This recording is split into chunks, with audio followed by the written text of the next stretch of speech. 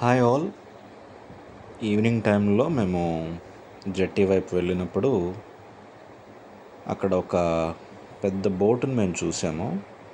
యాక్చువల్గా ఆ బోటు దేనికోసం వచ్చింది ఏంటి అని చూసినప్పుడు ఈ బోట్లో యాక్చువల్గా ఏంటంటే థింగ్స్ యాక్చువల్గా వీళ్ళు గూడ్స్ బోట్ లాగా థింగ్స్ అన్నీ కూడా మాలే నుంచి తీసుకొచ్చి ప్రతిరోజు ఒక ఐలాండ్లో ఉంటూ వాళ్ళు ఐటమ్స్ అన్నీ కూడా ఐలాండ్లో సేల్ చేస్తూ ఉంటారు. సో ఆ విధంగా మేము చూసినప్పుడు ఈ బోట్ పేరు వచ్చేసి సిబ్కో అన్నమాట. సో వీళ్ళు మాలి నుంచి తీసుకొస్తారు. అక్కడంటే క్యాపిటల్ నుంచి తీసుకొచ్చి ఈ ఐటమ్స్ అన్నీ కూడా లైక్ ఇంట్లో వాడుకునే అవ్వచ్చు, లేకపోతే ఇంకా ఏదైనా ఇంపార్టెంట్ ఐటమ్స్ ఏవైతే ఉన్నాయో డైలీ లైఫ్లో అవన్నీ కూడా అందులో అమ్ముతూ ఉన్నారు. మేము బయట చూసి కాస్త లాంగ్ షాట్లో కూడా తీసాము ఎలా ఉంది ఏంటి అనేది. అసలు మామూలుగా అయితే అందులో లోపలికి పోనిస్తారా లేదా, అదే మన దగ్గర అయితే ఫుల్ క్రౌడ్ ఉంటుంది. బట్ ఇక్కడ ఏంటంటే ఐలాండ్లో ప్రజలే చాలా తక్కువ మంది ఉంటారు. సో ఎవరో ఒకళ్ళు ఇద్దరు వస్తూ పోతూ ఉన్నారు. సో ఆ క్రమంలో మేము కూడా లోపలికి ఎంటర్ అవుదాం అనేటటువంటి ఆలోచనతో మేము కూడా దగ్గరగా వెళ్ళడానికి ట్రై చేస్తూ ఉన్నాము. సో ఆ క్రమంలోనే తీసినటువంటి వీడియో ఇది. అసలు లోపల ఏమున్నాయి ఏంటి అందులో చూస్తే మనకి రకరకాలైన ఐటమ్స్ కనబడుతూ ఉంటాయి. సో మేము అందులోకి ఎంటర్ అయ్యాము. ఎంటర్ అయ్యి చూస్తే అందులో రైస్ అవ్వచ్చు, ఇంకా బాడీ మాయిశ్చరైజర్స్ అవ్వచ్చు, అండ్ షాంపూస్, సో ఇలాంటివి రకాలైన సోపులు కూడా అవన్నీ ఆల్ టైప్స్ ఏవైతే రెగ్యులర్గా ఇంట్లో వాడుకునే ఐటమ్స్ ఏవైతే ఉన్నాయో, అండ్ కిడ్స్ తినడానికి చాక్లెట్స్ అవ్వచ్చు. సో రకరకాలైన ఐటమ్స్ అన్నీ కూడా ఇందులో పెట్టి అమ్ముతూ ఉన్నారు. సో ఏంటి అని డౌట్ వచ్చింది. అటు కింద వైపు కూడా ఏంటంటే వీళ్ళు తీసుకొచ్చిన స్టాక్ ఏదైతే ఉందో ఆ స్టాక్ మొత్తం కూడా కింద గ్రౌండ్ ఫ్లోర్లో పెట్టారు. పైన మాత్రం ఈ ఐటమ్స్ అన్నీ కూడా డిస్ప్లే చేశారు. సో ఈ విధంగా అన్ని జ్యూస్ అవ్వచ్చు, లేకపోతే ఇంకా రకరకాల ఐటమ్స్ అన్నీ కూడా ఈ బాక్సుల్లో పెట్టేసి ఉంచారు.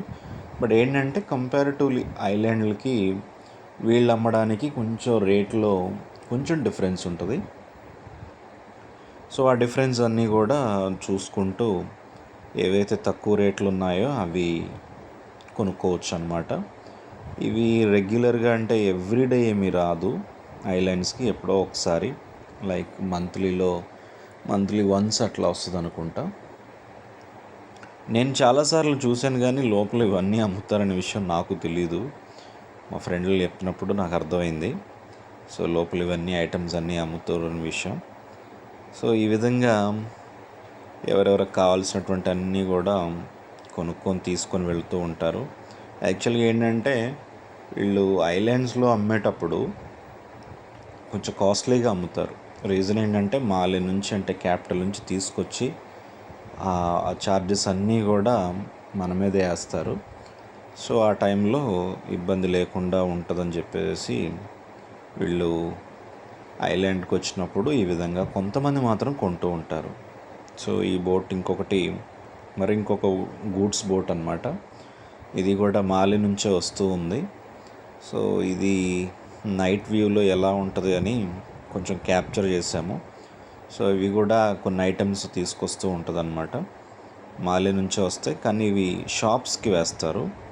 షాపుల వాళ్ళు ఎవరైతే ఉన్నారో వాళ్ళు మాలి నుంచి ఆర్డర్ పెట్టుకుంటే ఈ విధంగా బోట్స్ వాళ్ళు మన దగ్గర ఆటోల్లో ఏ విధంగా అయితే సిటీ నుంచి విలేజ్లోకి ఏ విధంగా అయితే ట్రాన్స్పోర్ట్ చేస్తారో సేమ్ అలానే మాలి నుంచి ఐలాండ్లకి ఈ విధంగా గూడ్స్ బోట్లలో తీసుకొచ్చి ఆ షాప్స్లో పెడుతూ ఉంటారు.